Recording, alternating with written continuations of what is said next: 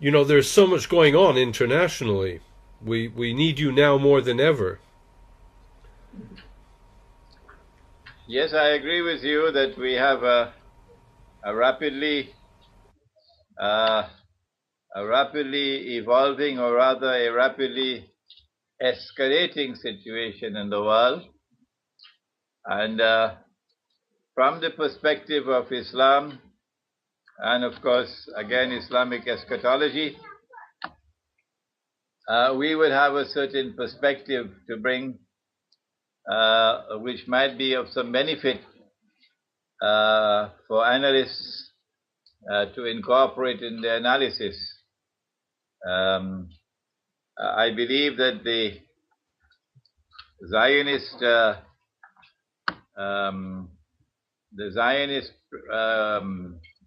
created film on the Prophet Muhammad alayhi salatu wasalam was released at the time when it was released for a certain specific purpose.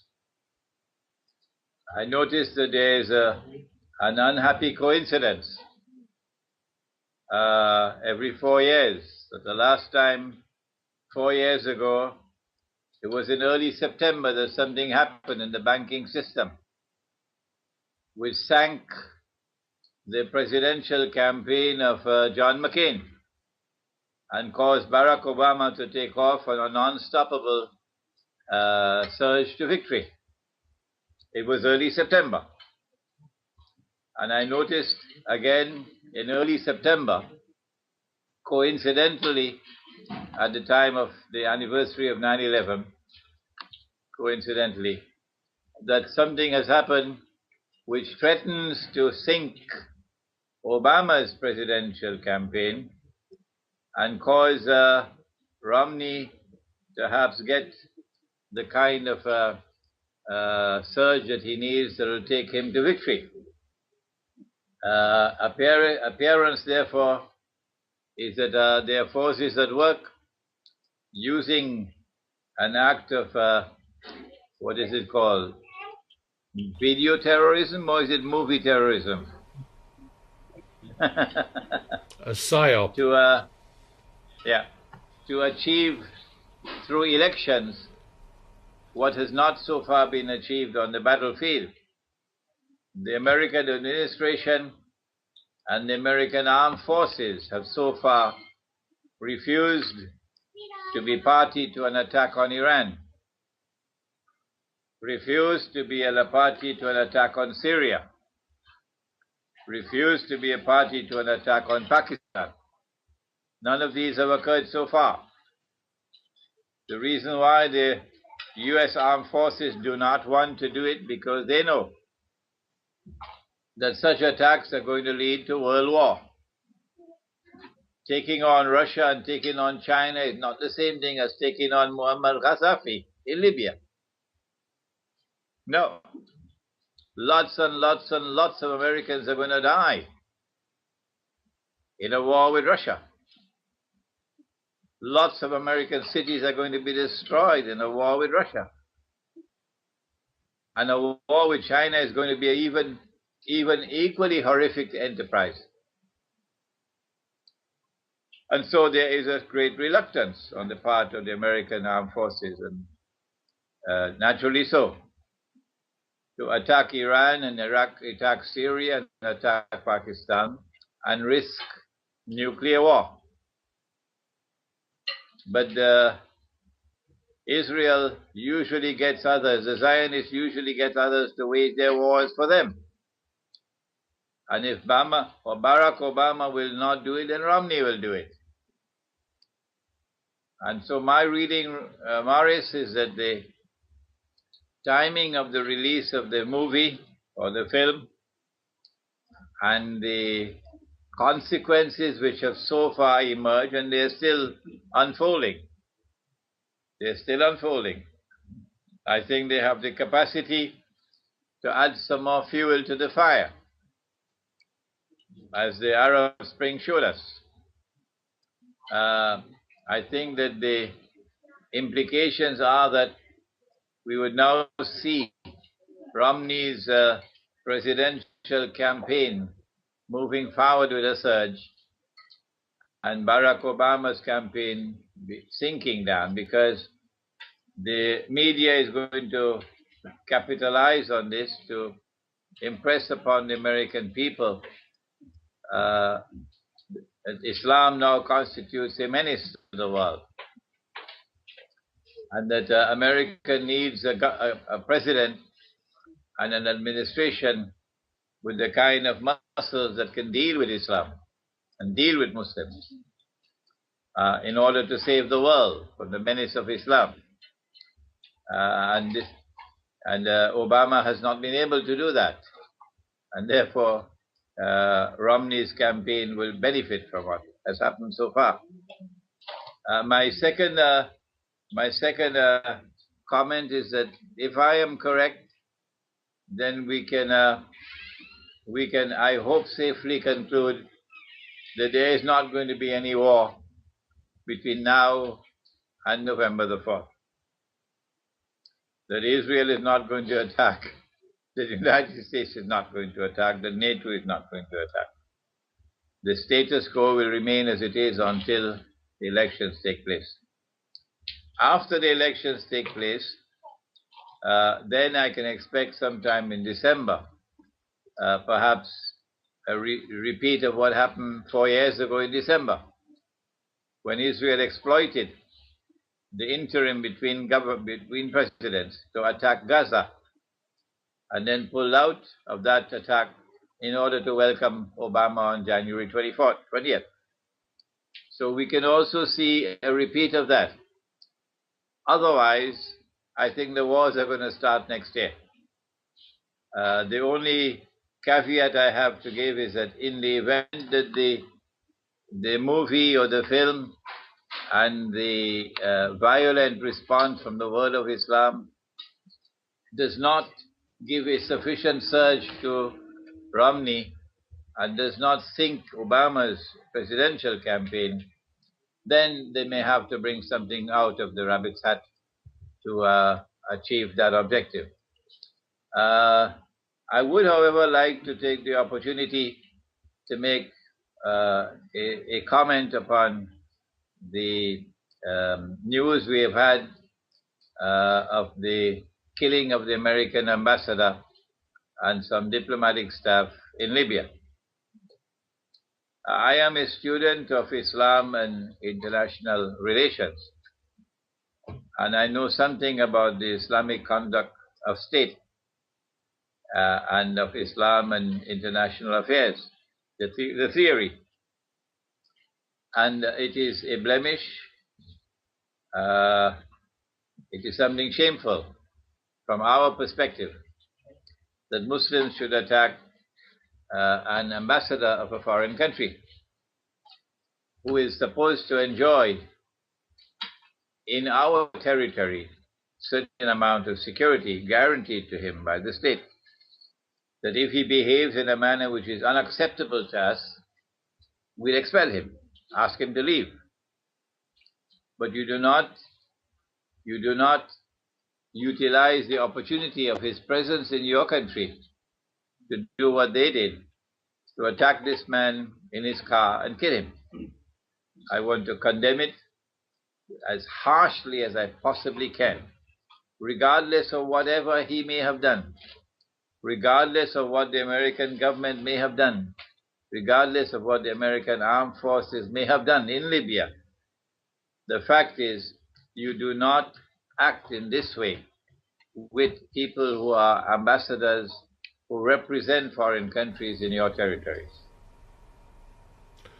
We are seeing a rise of this radical element, very much provoked and perhaps engineered. I believe the word is takfiri in Arabic, but what is the answer to prevent the complete extremism that we are witnessing amongst angry Muslims? These are not angry Muslims. These are Dajjal's warriors. Dajjal the Antichrist, the false Messiah.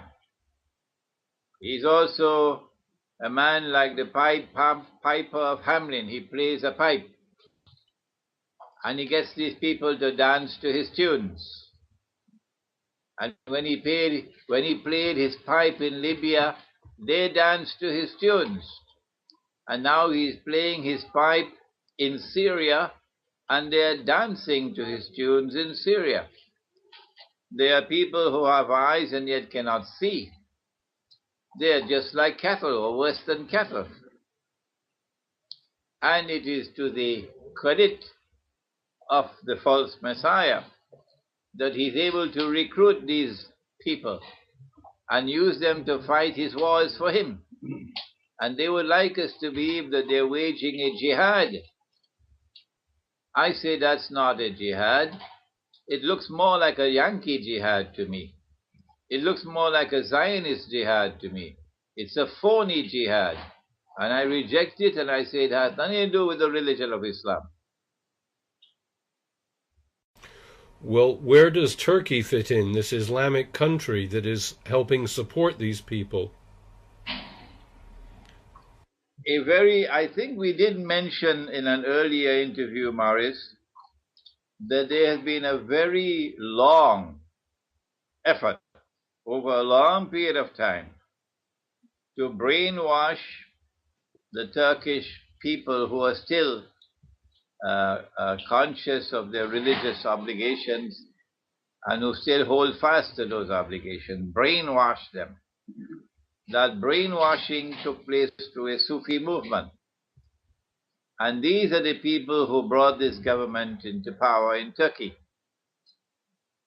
And this government in Turkey deceived us.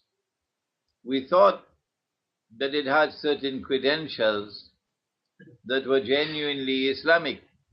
We thought so. Certain credentials, not all. And then when the matter of the flotilla took place, we saw them standing very proudly up against Israel. But it was dust in our eyes. It was dust in our eyes. This government in Turkey is very firmly entrenched within NATO and acting on behalf of NATO in the matter of Syria. We did give a warning to them. There's a statement on my website, which I issued maybe about 2 months ago, when the Turkish aircraft was shot down in Syrian airspace or just outside of Syrian airspace, warning that there is an imminent possibility that the Turkish armed forces might launch an invasion of Syria on behalf of NATO. And that if that were to occur, the consequences would be disastrous for Turkey, because it's going to provoke civil war in Turkey. Our Prophet has prophesied, and political analysts in the Western world should now pay careful attention to what Prophet Muhammad, Allah's blessings be upon him, has prophesied. He has prophesied the great war which is now around the corner. In Arabic it's called the Malhama. Others call it Armageddon. But it's a great war that will make the First and Second World War look like a fight over peanuts. And following that great war, he has prophesied the conquest of Constantinople. And so a Turkish attack on Syria is certainly going to provoke Turkish civil war, which eventually is going to lead to the conquest of Constantinople. And the conquest of Constantinople can make military sense only in one context, only one. And that is liberating the city from NATO control. And the liberation of the city from NATO control can have only one significant military impact, and that is opening the Bosphorus for the Russian Navy and for the navies of Eastern Europe to pass through the Bosphorus and to enter into the Mediterranean, and therefore pose a threat to Israel. Well, there is a lot of disquiet now in Turkey. There are demonstrations against the AKP. There are intellectuals writing such articles. Even the New York Times featured it. So there is trouble being witnessed within Turkey about the policy and the trouble it has brought upon the country. May I ask you, today, of all things, John McCain, who is a hawk, is suggesting that it might be time to withdraw the troops early from Afghanistan. And there's a similar proposal in the British Parliament. So the tables have turned there. Or is this a strategic move? This is news to me. I thought it was 2014 that Obama was planning to withdraw from Afghanistan. But when they tell me, when the Zionists tell me, Morris, that the sun is shining in the sky, I don't believe them. I go outside and look in the sky, and when I see the sun shining in the sky with my own eyes, only then do I believe it. So I don't believe these statements about withdrawing from Afghanistan. They are in Afghanistan because the target is Pakistan. The target is Pakistan because Pakistan possesses nuclear weapons. Nuclear weapons pose the only significant threat to Israel. That threat has to be removed if Israel is to succeed the United States and become the third and last ruling state in the modern world. That's what 9/11 was all about. And this happened on 9/11 in Libya.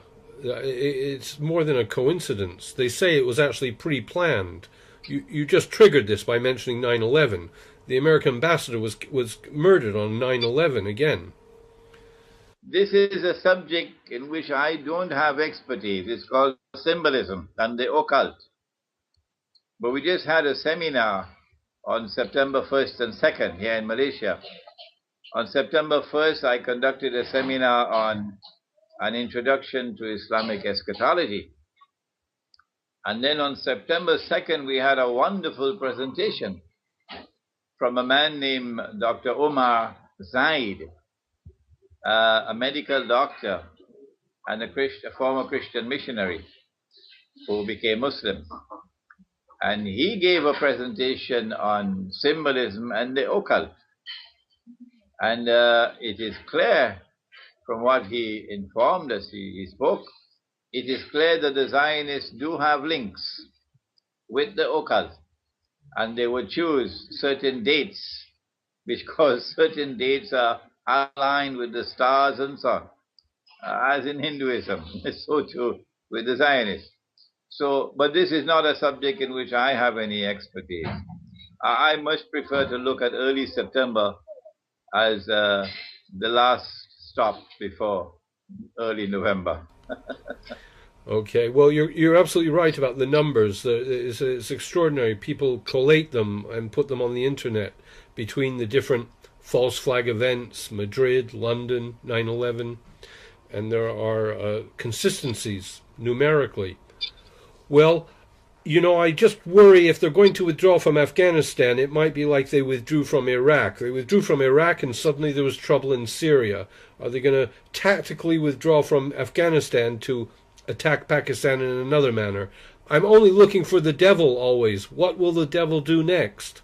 I am not in a position to comment on the implications of a withdrawal from Afghanistan. I take it with a pinch of salt. I believe that the attack on Pakistan is certain to come because I don't see the possibility at all of Israel ever replacing the United States as a ruling state in the world while Pakistan or Muslims possess nuclear weapons. I don't see that possibility at all.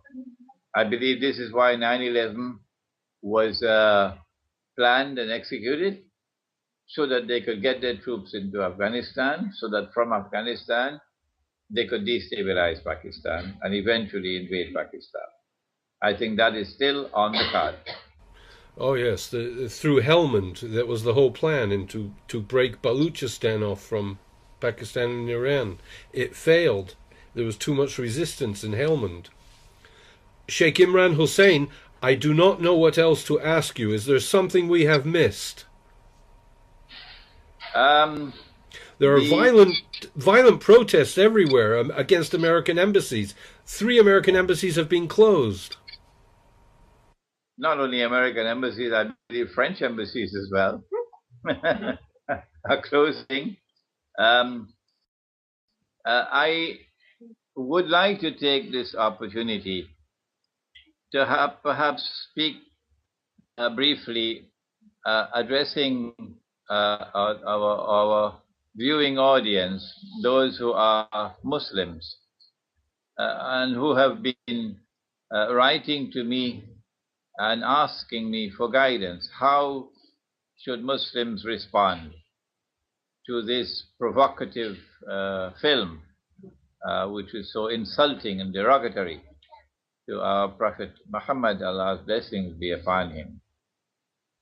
And my response is that a Muslim never acts in a haphazard, in a wild manner, simply bursting out and acting violently in a manner which looks like dancing to Dajjal's tunes. You should not be a people who can be remote controlled. When they want you to come out on the streets, they do something like this. The manner in which Muslims should respond to these provocative acts which are taking place from the Zionist world is to vent their anger and their rage and their indignation on the governments which control the Muslims around the world, which are all either sitting on the fence or in the Zionist camp. The people of Saudi Arabia, their eyes are opening to the massive betrayal of the Saudi regime. I get many emails from Saudi Arabia, and the Saudi people are becoming more and more conscious of the situation. The manner to respond is to respond against your own governments, putting pressure on your own governments, that your governments will remain more faithful to the truth, rather than to sit on the fence for purposes of economic prosperity and voting in the United Nations and voting here and there in order to maintain your balance accounts. This is not the way that people should act who have integrity. The way to act to bring pressure upon governments is peaceful protests. The peaceful protests brought down Hosni Mubarak. There may have been Zionist organizations that work in Egypt trying to push the protests, certainly, but it is also an element of spontaneous response from the Egyptian people, which we should not forget. In the same way that the Soviet Union was brought down, the Berlin Wall was brought down by people who are protesting peacefully, massive protests peacefully, and they were able to do so much. In the same way, you can come out and protest against your own governments and do what the Egyptian people did, do what the Tunisian people did, rather than to vent your anger and your rage on the American embassies, which is not going to get you anywhere, and attacking American diplomats, which is shameful and disgraceful and ought to be condemned. We should not do to others what we do not want them to do to our diplomats and our embassies. No. So come out and protest against your own governments. Why are you so much concerned about the Syrian government, calling the Syrian government barbaric, calling the Syrian government dictatorships, when the Syrian government, for whatever evils it may have done, has stood up against Israel, has stood up against the Zionists. Or what about your Saudi government? What about your Qatari government? What about the Jordanian government? What about all of these governments? What about the Pakistani government, which for 10 years has opened Pakistan's territory for NATO transshipment of supplies and ammunition to kill innocent Afghan people? Is this not shameful conduct on the part of the Pakistan government? Should those Pakistani people who permitted this, government officials who permitted this, should they not be held to account? So come out on the streets and demonstrate peacefully to show your anger and your rage against your own governments, rather than respond to the film by attacking American institutions. No. You are gifted with insight and guidance. I don't know what to go from here. I thank you. It is overwhelming. Well, I hope and pray that my assessment is correct, Maurice, that we will not have any wars for the next 2-3 months. I hope and I pray. But we must prepare ourselves either in December or in the early months of next year, that if Romney becomes the president, the American people must know in advance. I hope they listen to me. Romney is going to do what the Zionists want him to do, and what Barack Obama has not been prepared to do so far. Romney will lead the charge against Iran, against Pakistan, against Syria, and in so doing, he's going to make the distinct possibility of nuclear war become an actuality. If nuclear war takes place, it is the first time in human history. It will be the first time in human history that two opposing forces will have attacked each other with nuclear weapons. Never before in human history. If that war were to take place, the American people must know that America's cities and Canadian cities are all going to be destroyed. What is going to be left of the United States and America after such a war will be devastation. Europe is going to face the same fate, because these are nuclear weapons, and these are thousands of nuclear weapons. The world which is going to be left after that nuclear war is a world that the Zionists, who of course will survive nuclear war because they have their underground cities already built, the world that's going to be left after that nuclear war will be a world that Israel can rule over more easily than the world that now exists. So when you go and elect Romney as president, you're preparing the way for the nuclear war that will destroy the United States of America and Canada. Well, I mean, the elections are fixed. If they want Romney in, Romney will be in. That's right. And one final comment, if I may, and that is that this is Islamic scholarship offering this kind of analysis. Islamic scholarship could not offer this kind of analysis if Prophet Muhammad, Allah's blessings be upon him, was not indeed a true prophet, and if the Quran was not indeed the true word of the one God. So as we move towards Armageddon, it should become more and more clear to people in the Western world that they do need to take another look at the credentials of the man named Muhammad, who says that he is a divinely appointed messenger of the one God. and not some fake, not some false prophet. Take a look once again at the Quran, from which has emerged Islamic eschatology. Who am I to be saying that Israel wants to rule the world?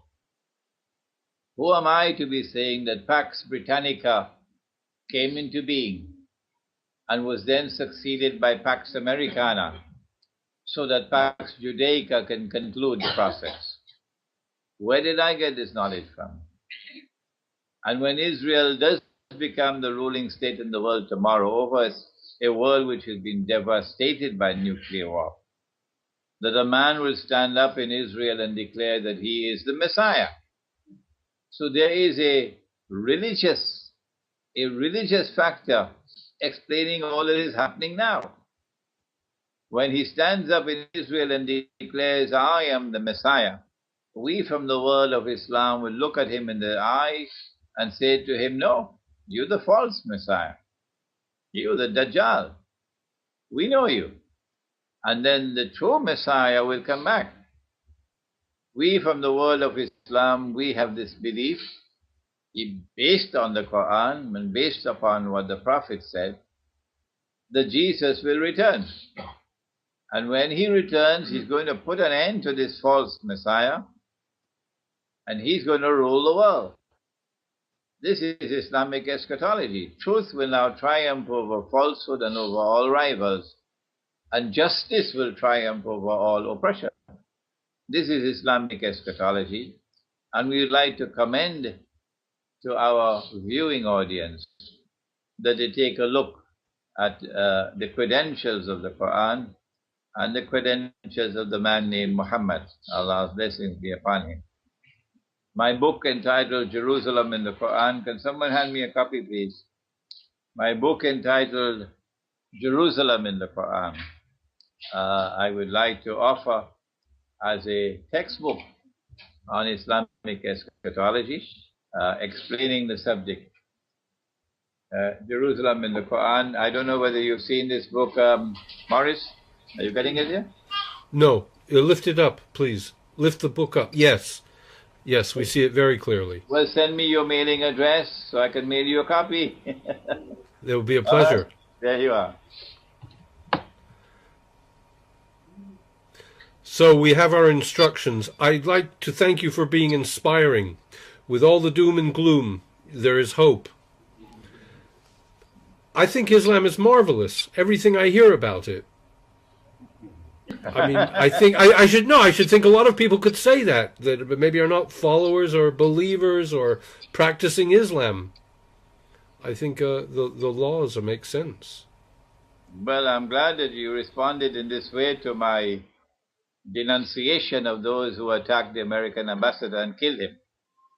I denounced them in the most powerful language I can possibly denounce as barbaric, and that this is a blemish on the fair face of Islam.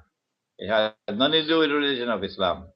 We will escort a foreign ambassador, escort him out of our territory if we do not want him, but we will not harm him. No, once you are a foreign ambassador in our territory, we respect your diplomatic privilege.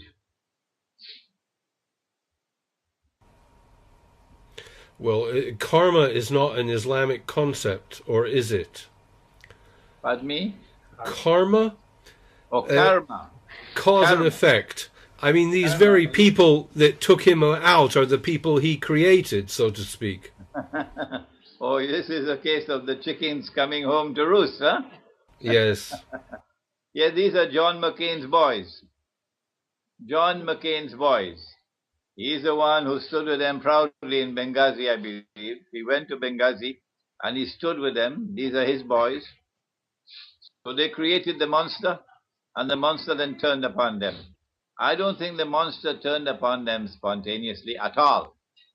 I think this was all pre-planned, and the ambassador was lured to Benghazi so that they could attack the embassy with him in the embassy or the consulate. It was all pre-planned so that they could use this to inflame public opinion in the United States and impact upon the presidential elections. Pretty clever people. for calculating. Manipulating us all into war after war. Just pulling the strings and owning the media. That's right.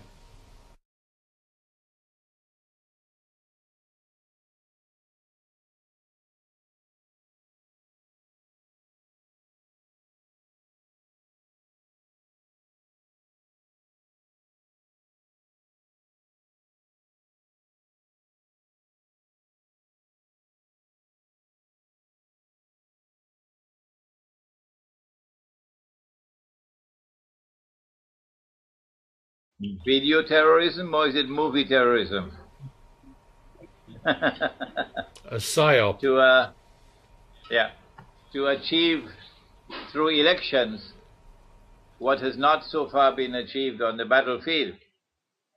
The American administration and the American armed forces have so far refused to be party to an attack on Iran,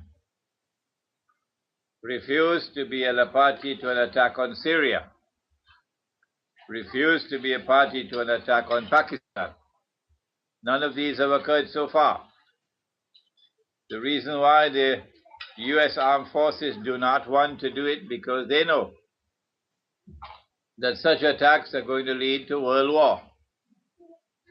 Taking on Russia and taking on China is not the same thing as taking on Muammar Gaddafi in Libya. No. Lots and lots and lots of Americans are going to die in a war with Russia. Lots of American cities are going to be destroyed in a war with Russia.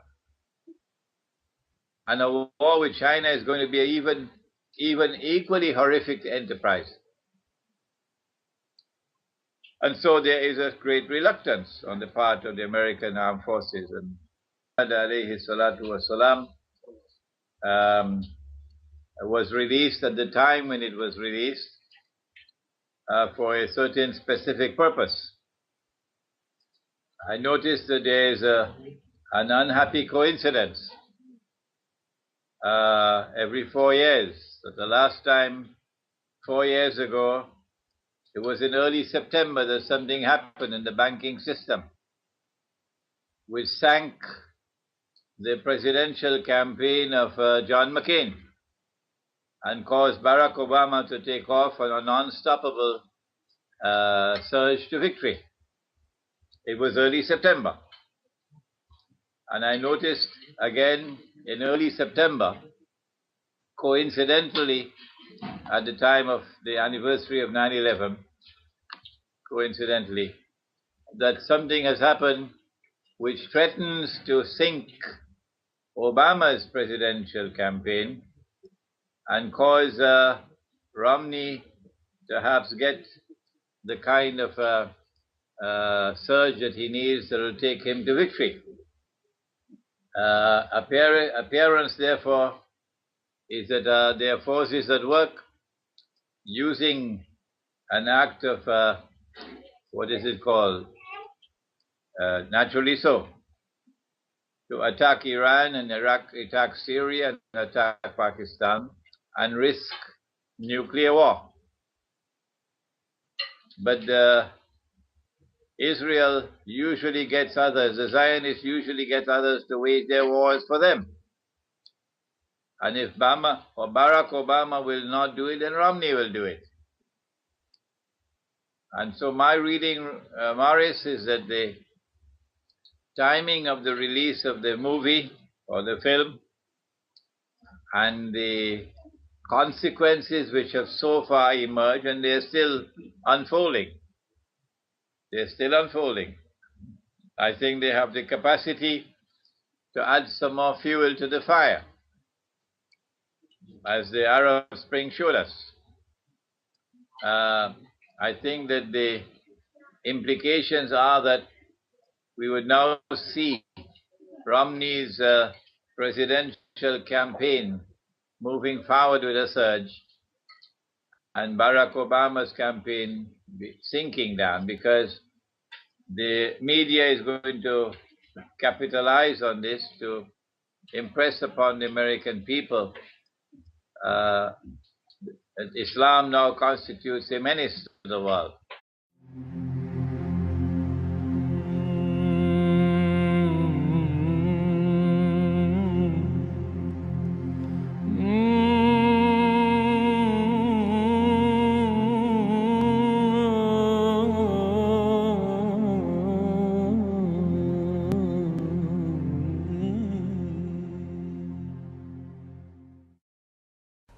You know, there's so much going on internationally.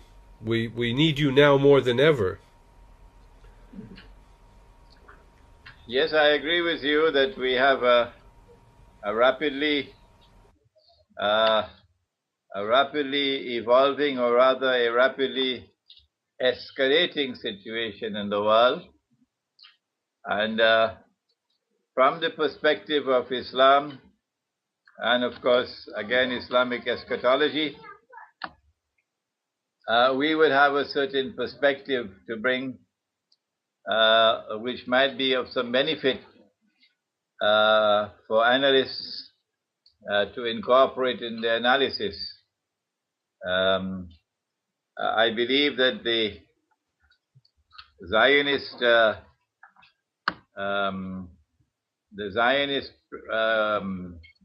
created film on the Prophet Muhammad, and that America needs a president and an administration with the kind of muscles that can deal with Islam and deal with Muslims in order to save the world from the menace of Islam.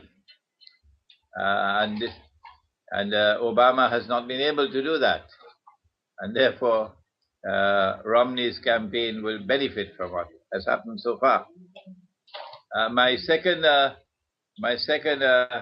comment is that if I am correct, then we can, I hope, safely conclude that there is not going to be any war between now and November the 4th. That Israel is not going to attack, the United States is not going to attack, that NATO is not going to attack. The status quo will remain as it is until the elections take place.